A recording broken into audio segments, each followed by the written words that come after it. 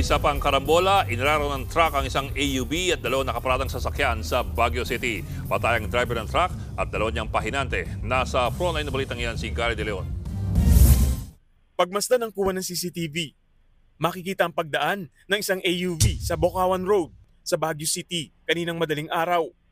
Mawawala ito sa kuha ng CCTV pero maya-maya isang closed van na truck ang makikitang umararo sa AUV.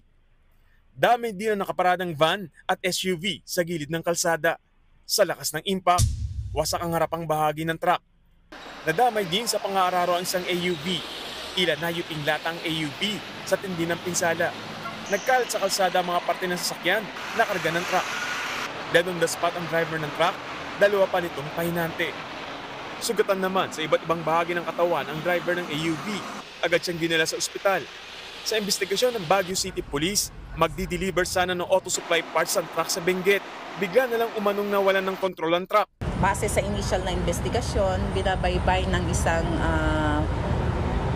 van yung habaan ng Bocaucan Road. Mabilis ito na allegedly pagewang-gewang. Inoobserbahan pa ang lagay ng driver ng AUV habang nakikipag-ugnayan ang pulisya sa pamilya ng tatlong nasawi. Nagbabalita mula sa frontline, Gary De Leon, News 5.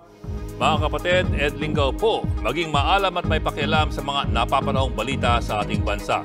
Para sa mas malalimang pagtalakay at paghimay sa mga issue at headlines, tumutok lamang at pag-subscribe sa social media pages ng News 5.